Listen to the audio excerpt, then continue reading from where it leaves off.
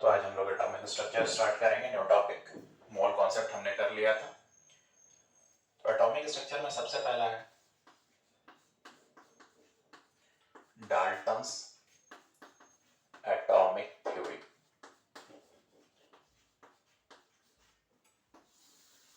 ये सबको जानते हैं, 9th से ही पढ़ा जाने वाला चीज है। पहला चीज इसमें क्या है, atom is indivisible. First postulate है इसकी, मतलब एटम ब्रेक नहीं करेगा। सेकंड पोस्टुलेट,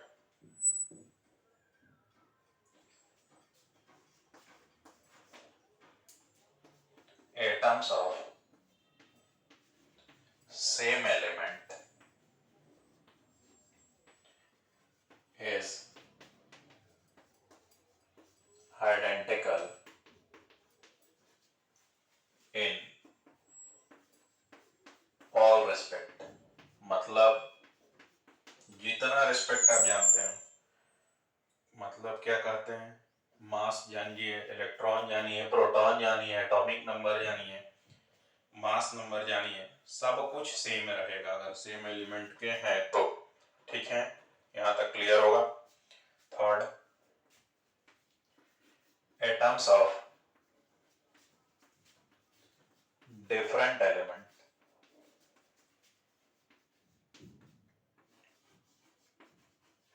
आर डिफरेंट इन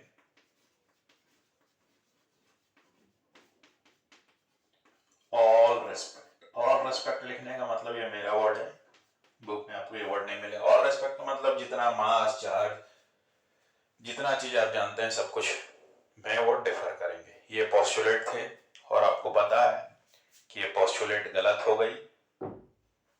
कैसे गलत हुई यही मैं एक्सप्लेन करता हूं। सबसे पहले दिया है कि एटम इज इंडिविजुअल, लेकिन आपको पता है कि atom is divided into electron, proton and neutron.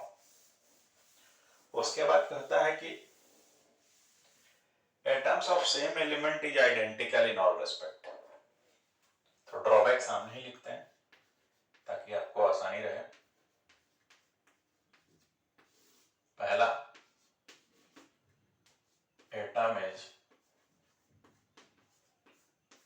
Divisible. दूसरा ड्रॉबैक कह रहा है कि atoms of all element are identical in all respect. सारे रिस्पेक्ट में वो क्या है, आइडेंटिकल है, जो कि गलत है, आइसोटॉप्स।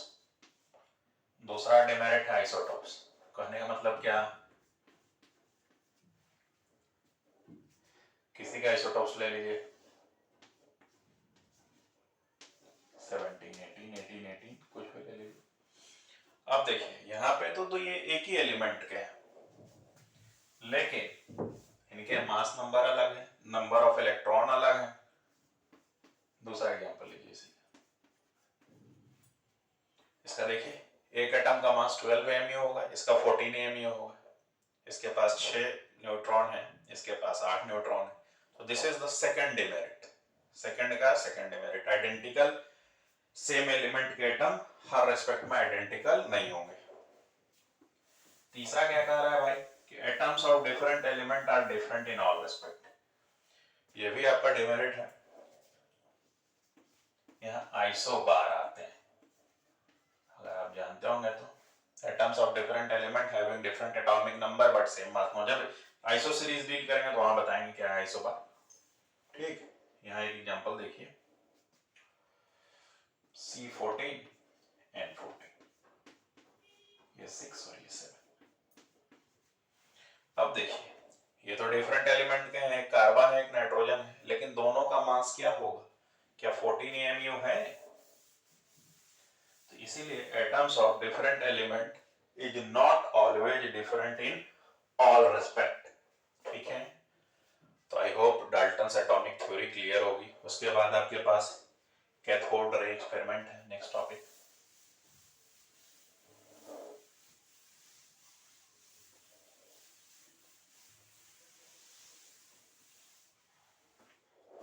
नेक्स्ट, कैथोड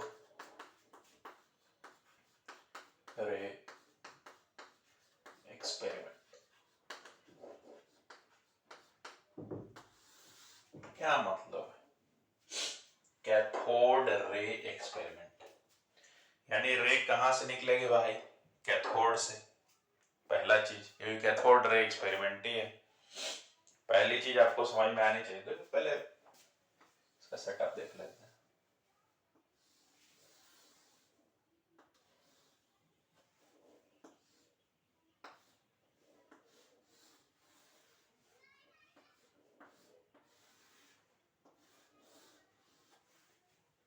यहाँ एक डिस्चार्ज करने के लिए पंप लगा देंगे जो उसका गैस निकालेगा। High voltage, nearly 10 to the power 4 volt.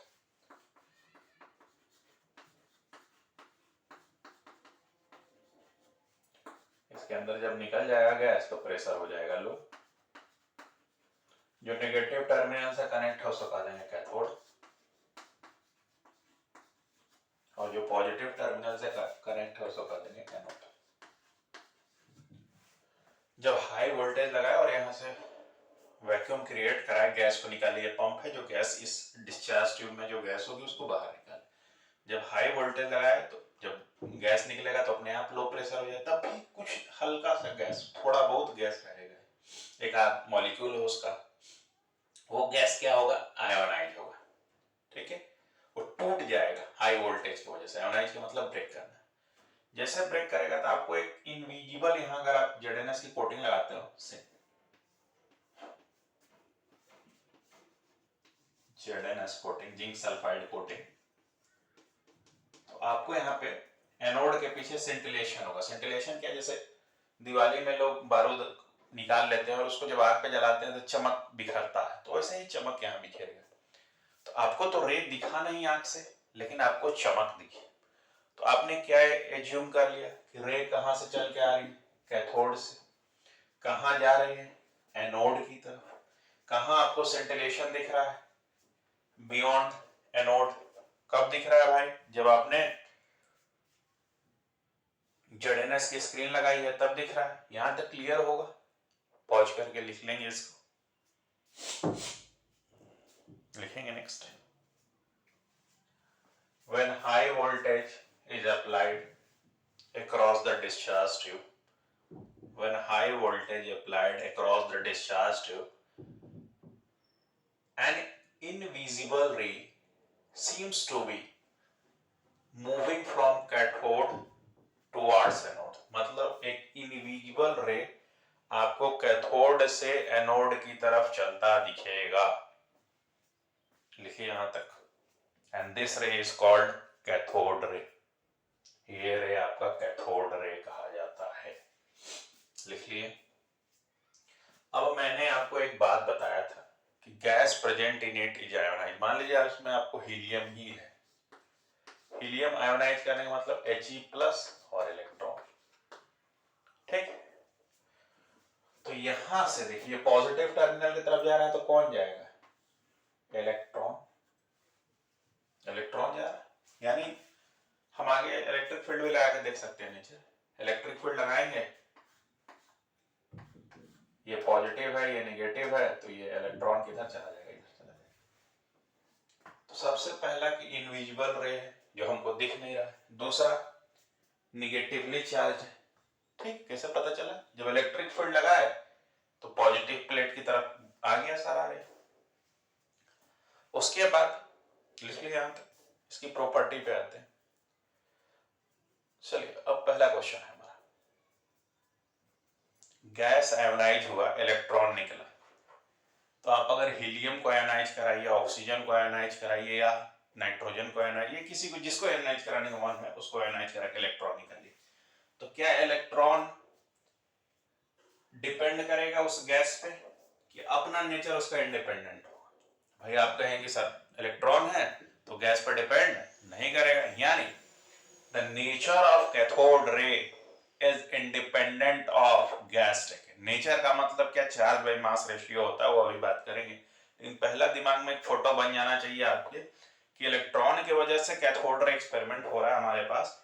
तो इलेक्ट्रॉन आप किसी भी गैस की वजह से निकालें, किसी भी गैस की वजह से इलेक्ट्रॉन निकालें, तो हमको जो है उसका नेचर, कैथोड रे का नेचर डिपेंड नहीं करेगा। यहां तक क्लियर होगा हमारे हिसाब से आप लोग?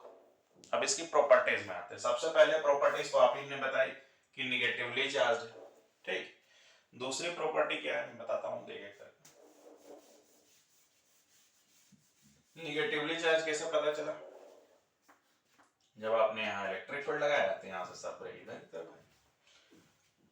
दूसरी प्रॉपर्टी है कि ये ट्रेवल इन स्ट्रेट लाइन, वो कैसे पता किया भाई आपने, तो कोई भी चीज अगर सीधी जाएगी, अगर आप उसमें कोई ऑब्जेक्ट रखोगे, कोई ऑब्जेक्ट आप रखोगे तो क्या उसका मिरर इमेज यहाँ मतलब शैडो यहाँ बनेगा। मान लीजिए आप अगर ये तो पैडल हो गया, एक स्ट्रेट ऐसे रखते हैं, यहाँ से ये कैथोड रे गई जो दिख नहीं रही है, यहाँ पे इसका शैडो बनता दिखे। ये क्या बताया आपको, ये बताया कि it travels in straight line. दो प्रॉपर्टी क्लियर है। अगर इसी में आप बीच में पैडल रख देते हो, पैडल का मतलब मैकेनिकल पैडल जो घूम सके, कि पैडल रोटेट करने लगता है, this comes to be rotating, ये स्ट्राइक करेगा, ये इसको घुमाएगा, ऐसे घूमने लगेगा ये, तो इसका मतलब क्या, मैकेनिकल इफेक्ट भी कर सकता है, यानी वो काम भी कर सकता है, उसके पास एनर्जी है। यहां तक क्लियर है। तो हम अब इसको प्रॉपर्टीज लिखते हैं। चार्ज टू मास रेशियो वाली प्रॉपर्टीज की बहुत इंपॉर्टेंट है। सबसे पहला नेगेटिवली चार्ज्ड, दूसरा ट्रेवल इन स्ट्रेट लाइन, तीसरा प्रोड्यूस मैकेनिकल इफेक्ट,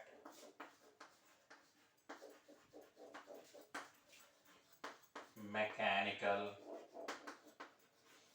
इफेक्ट, यहां तक लिखिए आप लोग। चौथा लिखिए, इट कैन पेनिट्रेट सीट्स, मतलब यहाँ अगर एल्युमिनियम का सीट रखें, ये कैथोड रहे है तो इधर बाहर निकल जाएगा। पेनिट्रेट मेटल सीट्स लिखे हम कि मेटल सीट को पेनिट्रेट कर लेगा जी। उसके बाद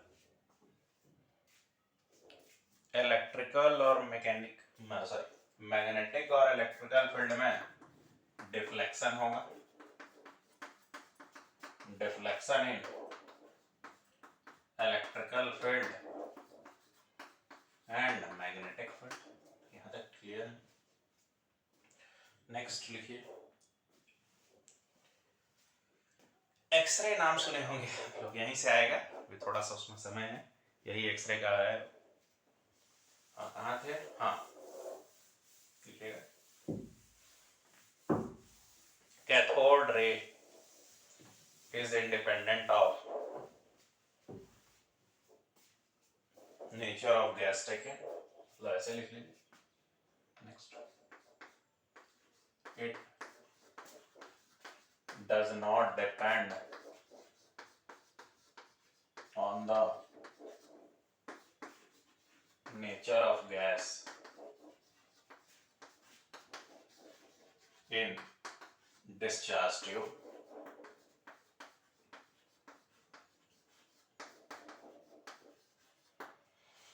इसमें इसका जो फेमस क्वेश्चन रहता है चार्ज टू मास रेशियो। अच्छा आप हमको बताइए, इलेक्ट्रॉन है तो चार्ज फिक्स की वेरिएबल, चार्ज फिक्स, इलेक्ट्रॉन है तो मास भी क्या होगा, फिक्स। अब आप ये बताइए कि जब दोनों चीजें फिक्स है तो charge to mass ratio for any gas of, for any gas किसके लिए, कैथोड रे के लिए, इज कांस्टेंट कांस्टेंट होगा जी, लिख लीजिए कितना होगा अभी बता देते हैं। चार्ज टू मास, चलिए चार्ज बताइए आप लोग, इलेक्ट्रॉन पे कितना चार्ज, 1.6 × 10⁻⁻19 कॉलम, मास कितना 9.1 × 10⁻⁻31 kg। याद करने की जरूरत नहीं, याद करने के लिए तो बहुत कुछ है आपके पास, ये सब चीज वैल्यू देख लीजिए, 1 मिनट का कैलकुलेशन है, मैट्रिक में बताऊंगा, लिख लीजिए यहाँ तक, लिख लीजिए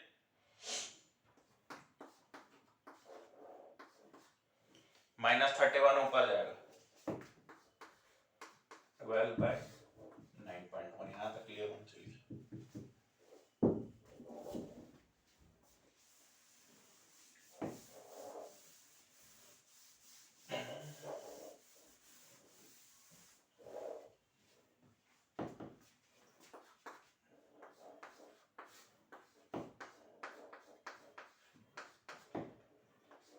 यहाँ ऐसे मैंने लिख दिया, यहाँ तक क्लियर हो, एक 10 को बाहर ले लिया, डेसिमल डेसिमल कटा दिया, 160/91, अगर 160 और 90 रहता तो बहुत खुश होते हैं, 9 1 और 7 बचता 70, तो 1.78 × 10⁻11 कॉलम पर अप्रोक्सीमेटली इतनी वैल्यू आएगी, लिख लीजिए।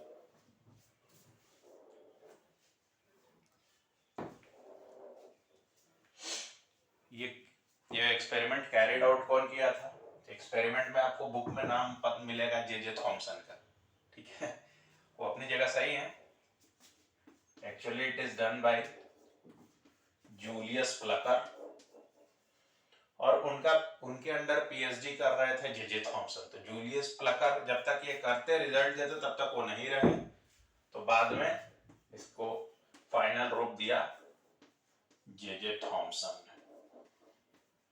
आई होप यहाँ तक क्लियर होगा, लिख लीजिए।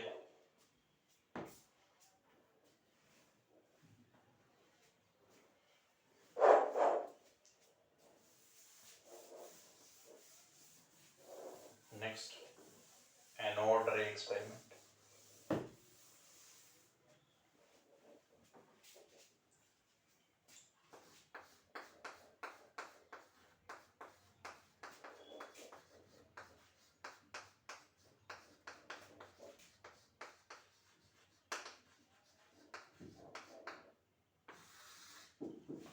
तो आप समझ ही रहे होंगे, अगर कैथोड रे है तो रे कहाँ से चल रही थी, कैथोड से, अगर एनोड रे है तो रे कहाँ से चलेगी, एनोड से।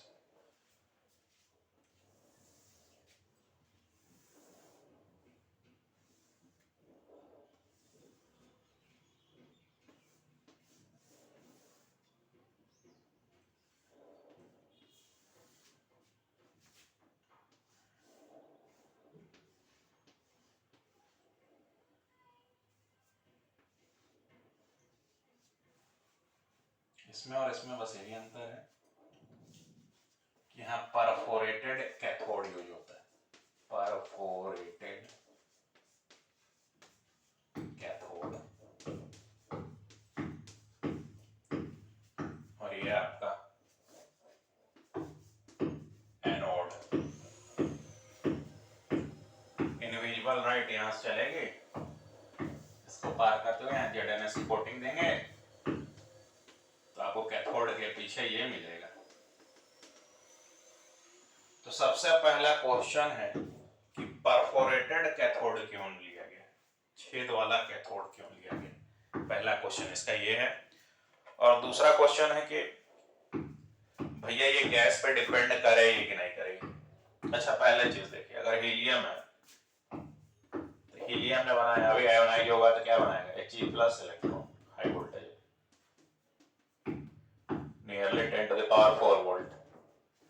अब हीलियम प्लस आयोनाइज हुआ बाबू, हीलियम आयोनाइज हो, हीलियम प्लस और इलेक्ट्रॉन, तो हीलियम प्लस किधर जाएगा, नेगेटिव टर्मिनल की तरफ प्लस वाला अट्रैक्ट होगा, तो यहां से निकलेगा और इधर की ओर मूव करेगा।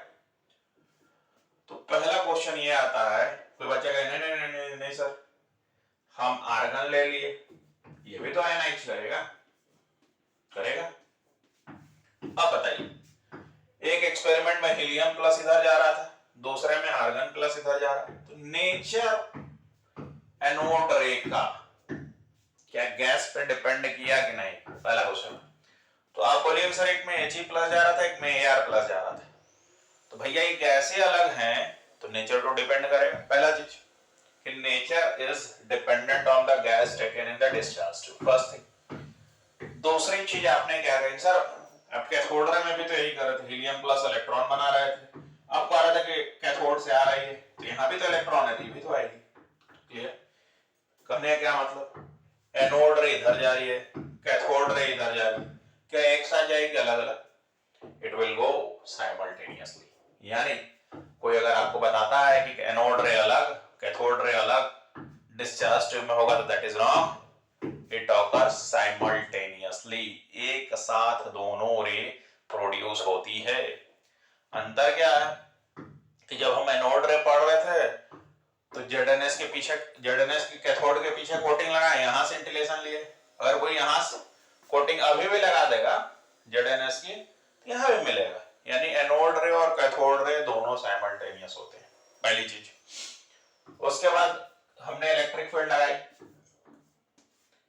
यहाँ निगेटिव यहाँ पॉजिटिव, ठीक है होगा, ये रे इधर चला जाएगा। इसका क्या मतलब, it is positive in nature. दो तीन चीजें क्लियर होगी, लिखेंगे। When high voltage, that is nearly 10 to the power 4 volt, is applied across discharge tube having low pressure, that is nearly 10 to the power minus 4 atm, then an invisible ray seems to be traveling from anode towards cathode is observed, ये आपको observe होगा। ठीक है, अब आपका question है anode रे का एक्सपेरिमेंट डेफिनेशन के लिए। अब आपका क्वेश्चन है सर हम परफोरेटेड क्यों लिए, कैथोड रे के लिए तो परफोरेटेड आप नहीं ले रहे थे, इसके लिए परफोरेटेड क्यों लिए? परफोरेटेड इसलिए लिए कि इलेक्ट्रॉन और हीलियम प्लस, इलेक्ट्रॉन और आर्गन प्लस, इलेक्ट्रॉन के साइज से आर्गन प्लस की साइज बहुत बहुत बड़ी है, ठीक है, इनकी साइज बहुत बहुत बड़ी है। तो भैया इलेक्ट्रॉन तो इधर आ जाएगा लेकिन हीलियम प्लस इधर जाने के लिए उसको जगह चाहिए, जगह कौन देगा?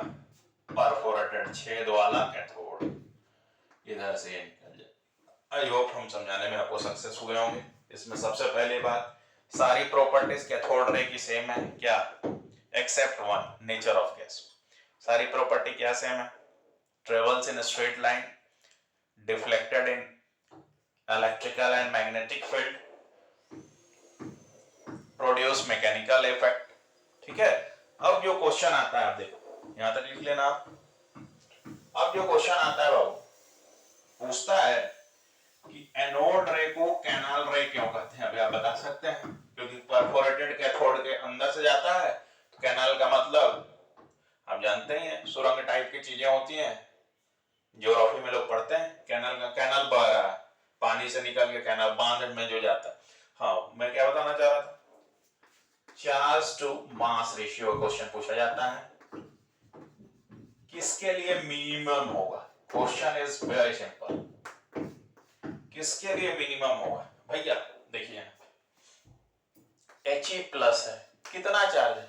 +1, तो चार्ज तो भैया इसका 1.6 into 10 to the power minus 19 ही है, जब तक सिंगल प्लस है, प्लस वाला।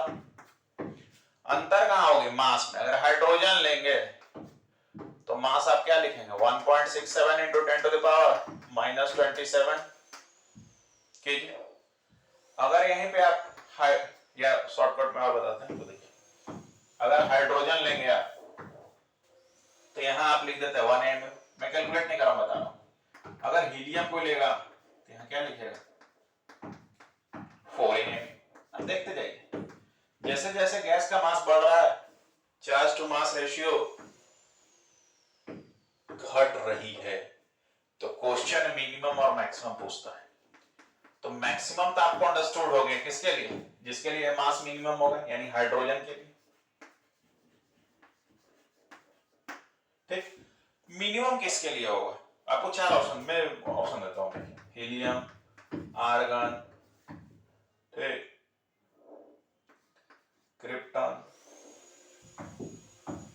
जेनोन। अब आप थोड़ा सा भी इनऑर्गेनिक आइडिया होगा आपको, इसमें जेनोन की मास ज्यादा होती, तो यहाँ मास जिसका ज्यादा होगा उसके लिए वैल्यू कम आएगी। आई होप यहाँ तक मैं समझाने में आपको सक्सेस हुआ हूँ, क्योंकि इसमें अब है कुछ नहीं। यहाँ तक अगर आप समझ गए तो हम आगे नेक्स्ट टॉपिक कल कर डील करेंगे। Thank you.